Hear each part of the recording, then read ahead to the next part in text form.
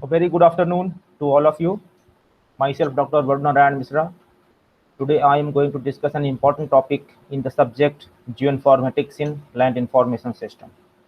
Today's topic is about the introduction to land and different ownership systems, which is available or it can be used in the India. Okay.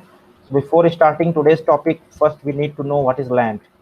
So the surface of the earth that is not covered by water or its solid part is considered as the land. The term land includes all the physical elements in the wealth of a nation conferred by the nature, such as climate. It includes the environment, agricultural fields, forests, minerals, mountains, lakes, streams, seas, and etc. Okay, so land is an asset. It's an asset that can be on the ground, that can be above the ground, or that can be under the ground. Okay, any surface of the earth which is not covered by water or its solid part is considered as the land.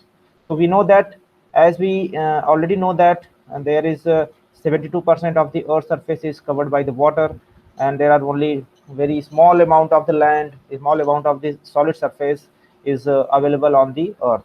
Okay, so as per the increasing population, as per the rapid population growth, the available land is an important topic to study. We should know what is the land and how there are the distribution of the land over the earth surface. Okay, so going to the next slide. So what is land record or what is land right? Okay, there was no formal individual ownership or land rights in India before the British rule. Before the independence, there was no any rule regarding the land ownership or the land rights of an individual person in an India. The land use patterns were changed with the introduction of the concept of private property.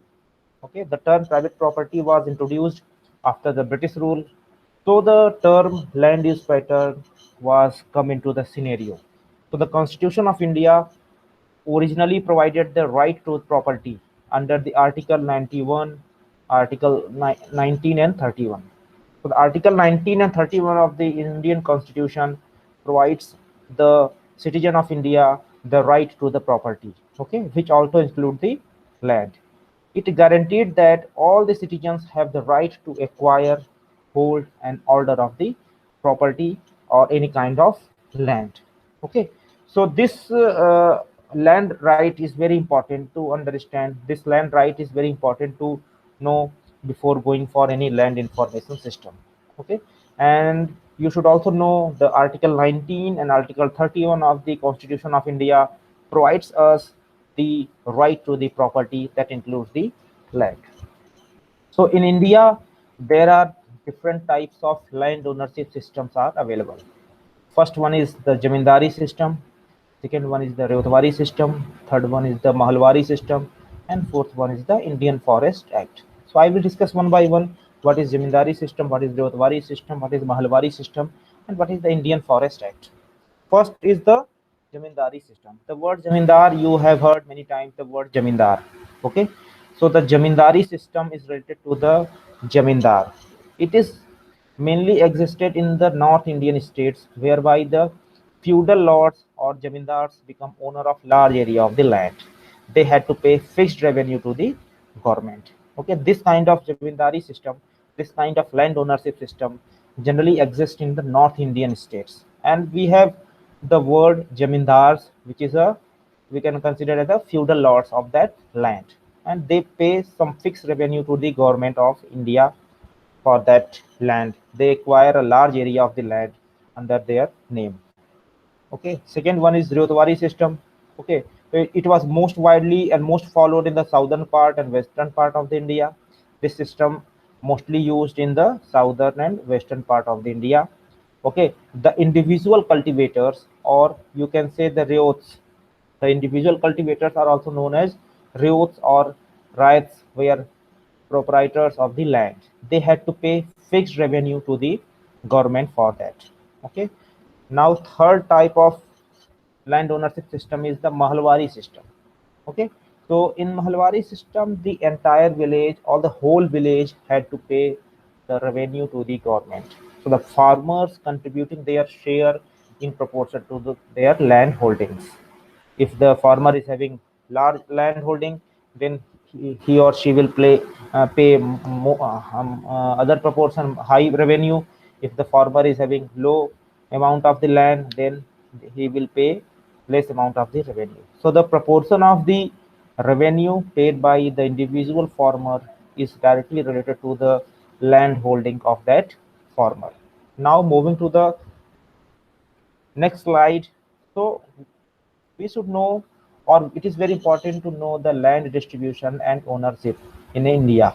Okay, so as we know that India is having 70% of the rural land that is highly dependent on the land, which includes the agricultural practices, fisheries, and forest. 83% of the total farmers are small farmers. They are having only the land less than 2 hectares. So the mostly the farmers in India are having is the land more than less than 2 hectares. They are considered as the small farmers. Okay, so the small farmers produces 41% of the country's food grain, and 60% of the cultivable land owned by the 10% of the total population. So these are the some statistics of the land distribution. These are the some statistics of how lands are related to the farmers.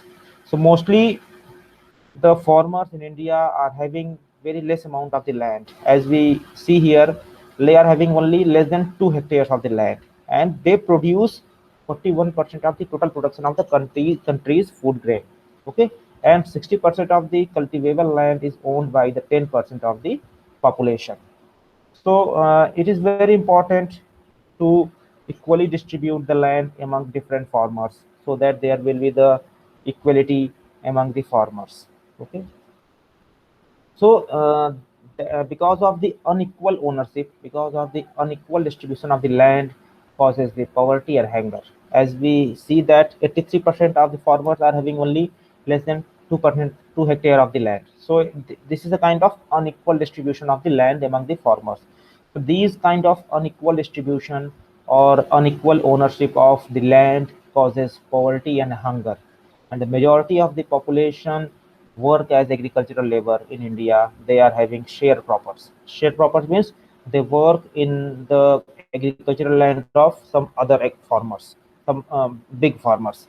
Okay, so the majority of the population work as agricultural labor and the sharecroppers. The access to the land is a primary determinant of the food security and the livelihood protection. So it is very important to consider the equal distribution of the land among the farmers, so that they will have the good source of income, they will have the good amount of the land. So they will have, they should they so that they can't work as agricultural labor or and sharecroppers. They will have their own land, so they can work as a you can say the landlord of that agricultural land. Okay, now what is the condition of the women in case of land ownership or land distribution? So mostly the women's living in the rural area depends on the land for subsistence. Okay, 50%, more than 50% of the women are involved in the agricultural work. 35% of the rural households are women headed, but they are having only 2% of the land. Okay, out of the land, out of the rural area, they are having 35% of the rural households that are headed by the women, but they are having only 2% of the land of the all available land in that rural area. So the migration of the men to urban areas for job and for better economic opportunities, resulting in the feminization of the agriculture. Women largely not recognized as a farmers, but still they take care of the land. They work as a farmer in the rural area, because the male in the family, they migrated to the urban areas for better job opportunities, for better economic opportunities. So this resulting in the feminization of the agriculture. Okay, so what is the socio-economic indicator in the context of India? As we know that 1/5 of the world's poor live in India. Is the largest for any country. One of the largest amount, one of the largest proportion of the poor in the world live in India, and India has 1/4 of the world's 800 million undernourished people. The child malnutrition in the world is highest in India. The child in the India is highest malnutrition in the in India in context of the rest of the world. The Human Development Index of India is around 119 of total 169 countries. The GDP growth rate of India is around plus 7% over the 3 years. So this is the socio-economic indicator of the India. So we see that India is having the larger population living below the poverty line. They are not having good source of income. They are not nourished. They are not having good food. They are not having good health facilities. They are not having good education. Okay, and child malnutrition is highest in India of the world. Okay, so this is very you can say these are the concerning phenomena. These are the concerning phenomena in India in terms of socio-economic now we need to do some reformation in the land rights. There is a requirement of some land reformation. So post-independence land reform was mainly focused on the abolition of the system of feudal landlords, that is zamindars, tenancy reforms to transfer of the land to the tiller, and the redistribution of the land via selling on the holdings. But it failed due to the certain reasons. After the independence, the government focused on the land reform. There was a process for land reformation. In this land reformation, there are only three major focus was on the abolition of the system of Jamindari Act, Jamindari system, okay, tenancy reforms to transfer the land to the tiller, and the redistribution of the land via the selling on the holdings. But it failed due to certain reason. The reasons are that what are the reasons for the failure of land reforms? First one is the land reform was not successfully implemented in most of the states in India. There was no focus on the gender equity. 2 million acres of the land declared surplus but not yet distributed because of the litigation and other reasons. And after 1991, pro-liberalization agenda was implemented. That was an important part of the failure of the land reform. And the push for removal of land ceiling restrictions. No political bill was shown by the political parties by any government to implement land reforms successfully in the India. So these are some reasons for the failure of the land reform in India. Okay, now land grabbing is an important to know what is land grabbing. So land grabbing means the phenomena of the takeover of the people's land, the land of an individual by the both state and non-state actors. Here, the term state is for government, and non-state means for any industrialist or any businessman. So when we take over, or the if the land of an individual is taken over by the government or any non-government agencies or any non-government actors like any businessman, any industrialist or any factory. So this kind of act, this phenomena is known as land grabbing. Okay, so generally land grabbing was done is done by forcefully and involuntary, largely the unregulated and illegal without due process. The land grabbing was implemented, the land grabbing is implemented without any legal process. There is a unregulated laws, unregulated phenomena, and without any processing, without any proper processing, without any proper mechanism, the land grabbing is done in India, in different part of the India and world. Often it is justified with the public purpose clause. Sometimes the land grabbing is justified that this land is going to be grabbed by the government for some public welfare, and the people generally left with no legal resources access to the remedy. Okay, the occurring of the land grabbing at an unprecedented scale in the rural and urban areas in India. The land grabbing is doing at a fast rate. It is occurring at an unprecedented scale in rural as well as in urban areas. So this is a problem. You can say the land grabbing is not implementing by using some legal processes, by using some regulations, by using some rule, and it is generally done by forcefully or involuntary.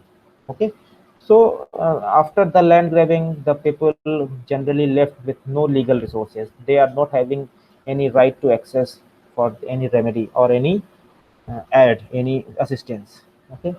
Land grabbing is the same way. Land grabbing is occurring at an unprecedented scale in rural and urban areas.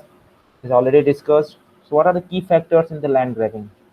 Most of the development activities or most of the development projects such as dams, mining areas, natural resource extraction, the ports, the road infrastructure, and any kind of infrastructure projects are the region for the land grabbing.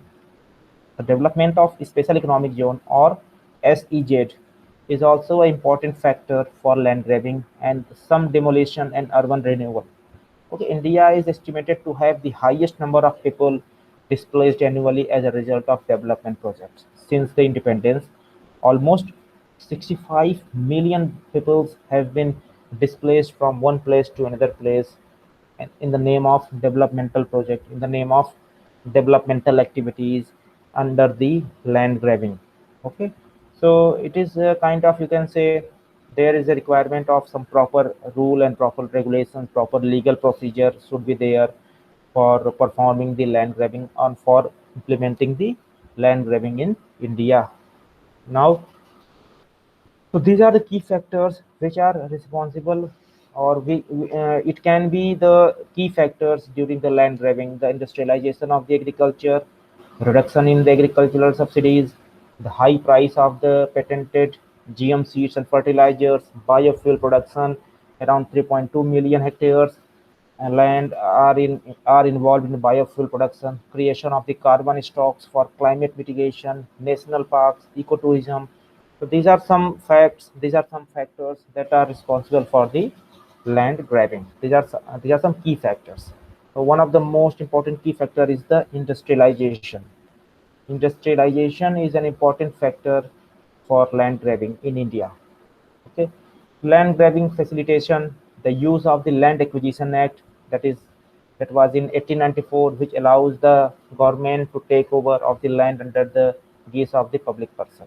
Neoliberal economic policies and obsession with the GDP growth, the changes in the land laws to facilitate the conversion of agricultural land and to ease the land sale. Okay. Land grabbing facilitation also includes the manipulation of the laws and takeover of the land by the government for different companies. The companies may be any Indian company or foreign countries, often using some violence after using forceful acts. Okay. The states acquiring the land for foreign investors under leasing agreement, that is Vedanta Aluminium. Okay, 6,000 acres land were acquired for Yamuna Expressway in Uttar Pradesh, and during that process, 1,225 villages have been evacuated, and 4 farmers were killed in that clash. POSCO, that is an foreign company, that is company of South Korea. It is a kind of steel plant.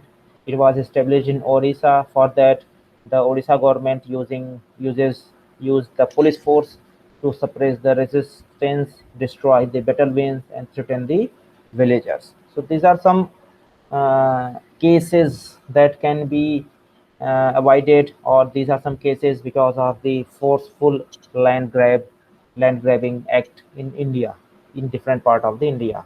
One is in the, you can say, Uttar Pradesh, then other is for Odisha, then there is some other some land grabbing activities where in the this Goa state. Okay, so land grabbing facilitation also having alienation of the tribal lands, violation of the sealing laws in the rural areas, failure to implement the progressive laws, panchayat, that is extension to the Scheduled Area Act 1996, Forest Right Act, that was in 2008, it was implemented in 2008, failure to implement the positive court orders, lack of the human rights that is based on the laws and the policies, that is for example, rehabilitation policy. Okay, so what are the causes of urban land grab? What is the need on how urban land grabbing was implemented, or how it is going on in India? So, because of the unplanned urbanization, because of the repeal of the Urban Land, that is Sealing and Regulation Act, inequitable land use policies, the lack of the space for urban poor. As we know that migration is going on in different part of the India. People are moving from rural area to urban area, that is leading to the increased number of urban poor. Okay, so the lack of the space for urban poor in the cities and the town or metropolitan areas. Okay, unchecked real estate speculation, absence of the housing, the health facilities, the employment options are for the urban poor. Okay, these are some causes of urban land grab. Okay, so mostly you can see here the migration of the urban, the migration of the person from rural area to urban area is for the responsible factor for the urban land grab. Okay, now what are the impacts of land grabbing? It is very important to study the impacts of land grabbing. Okay, because of the land grabbing, there is increased forced evictions. 40 to 50% of the displaced persons, displaced populations are tribal and indigenous people. The increasing landlessness and homelessness, acute aggression crisis, growing indebtedness of the farmers, rise in the farmer suicides. Over the 15 years, around 250,000 farmers have suicided. Okay, forced migration to the urban areas or deepening the poverty and the hunger. These are some impacts of the land grabbing. Mostly the increased number of landlessness or the rise in the farmers' suicides are because of the forceful land grabbing in India. Okay, so it is very important to follow the rules and regulations, and the people who are going to be displaced during land grabbing, they should have proper compensation. They should have proper compensation in terms of the money, or they should have a new house or new land instead of that land which was acquired by the government or private companies during the land grabbing act. Okay, now arbitrary arrest. Because of the land grabbing, there are arbitrary arrest, attacks, and detention of the human rights. Human right violation is there. Criminalization of the social movements are also a factor. Also a negative impact of land grabbing. Social unrest and violence, the rise in the insurgency, and you can say the counter-insurgency movement, disproportionately severe impacts on the women, violation of the multiple human rights. Okay, these are some negative impacts of the land grabbing. Okay, so the trade and investment agreement of India and between European states states that India has signed 21 bilateral investment treaties with 22 of the 27 European Union countries. European Union and India Foreign Trade Agreement, that is Investor Protection Chapter, conflicts with the human rights obligations. The risk of takeover of the community land for large-scale investment by European companies, obligation of the fair and equitable treatment (FET) against human rights, no public interest exemption. Free and prior informed consent is not required during trade and investment agreement. Lease of 99 years that could interfere with land reforms, and investor, the state dispute settlement gives the foreign investors undue rights over the Constitution of India and international law. So these are some scenarios for trade and investment agreement between India and European Union countries. Okay, India has signed bilateral investment treaties with 22 of the 27 European Union countries. Okay, so these are some facts for the trade and investment agreement between India and European countries. Okay, so the movement of small peasant, the people uniting to struggle against a forceful land acquisition and corporate agriculture, growth of the organic farming and the small farmer cooperatives, women leading to the movement to occupy the village, that is a wasteland, and promote the collective farming rights. The non-violent social movements like Ekta Parishad are mobilizing the thousands of the person, and they are spreading the awareness among the farmers, awareness among the people on the importance of the land reform and redistribution to promote the food security. The self-governance and the dignity is also responsible for the movement of a small peasant. Okay, so what are the recommendations for the government to overcome the problems caused by the land grabbing? First recommendation is that the government should adopt a strong human right approach in all the laws, policies, and programs or implementation of any rule and regulation during the land grabbing. The government should implement the human rights based agrarian reforms, that is land distribution plus the agricultural resources that include the seeds, water resources, information, and access to the markets. Government should adopt urban reform measures plus the provision for the homestead land in the urban areas. Government is also recommended to provide legal security of the tenure and recognition of the collective rights to the farmers. And they should also work on strengthening the National Land Reform Council, and it is very important to strengthen the public distribution system or PDS.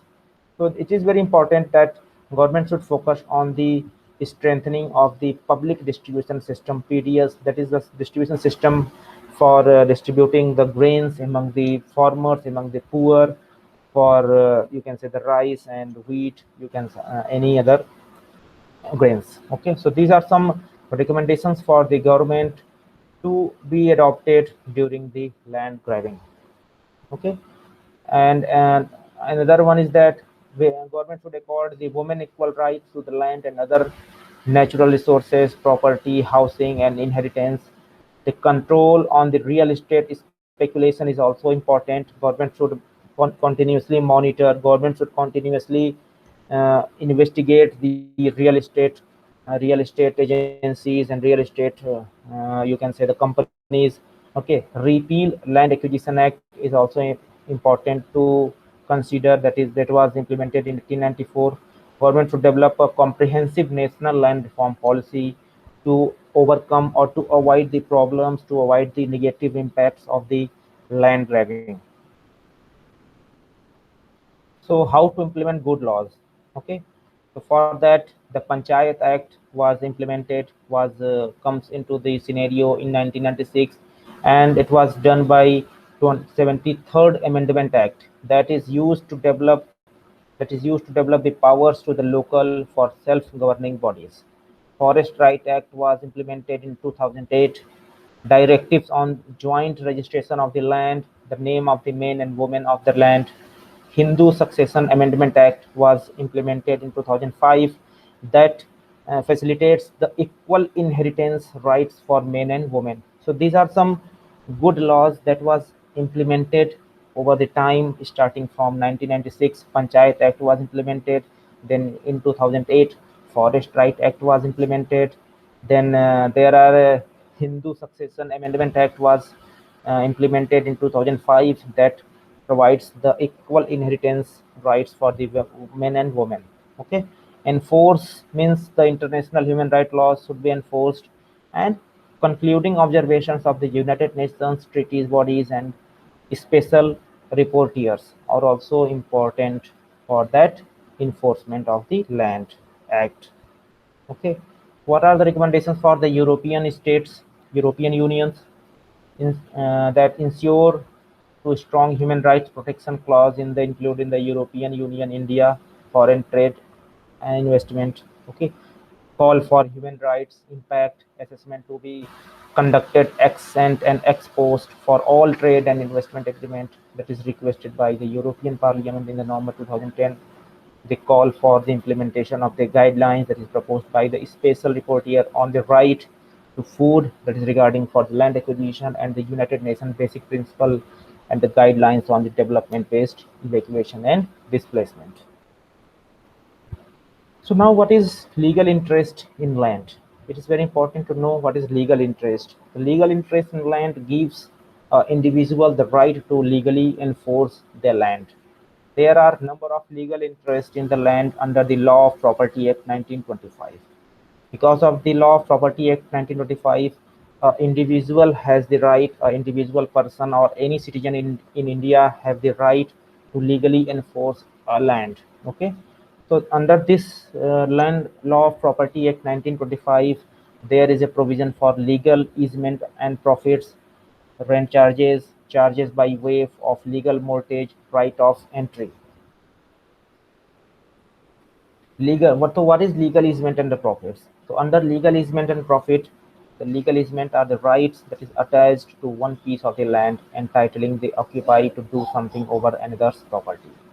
Rent charges are the way or the process in which the land is charged with the payment to someone of an annual or periodic sum. The charge by way of legal mortgage. A mortgage is a legal charge that is secured on a legal estate in land, under which the mortgage and property owner agrees to repay the mortgage debt. The rights of entry means the person having the right, that includes the entry within the lease or annexed to the rent charges. So these are four basic, you can say these are four basic provisions that is implemented by the this law of property act 1925. Okay. What is fiscal interest? Legal interest, and next important term is fiscal interest in the land. The fiscal policy is used by the government to adjust its spending levels and tax rates to monitor and influence the economy of a nation. The design of a fiscal policy system critically shapes subnational government institutions, policy choices, and economic performance of the land. Legal and fiscal interest, these are two important terms that are used during the land ownership system, or that are very important for the land ownership act or land ownership system. Okay, so these are some MCQs related to today's question, today's lecture. You should attempt these MCQs related to the lecture that is discussed today, and it will be uploaded on your LMS for attempting that MCQs by all the students. Thank you very much for this lecture. Now we will meet again in the next class for next lecture. Thank you.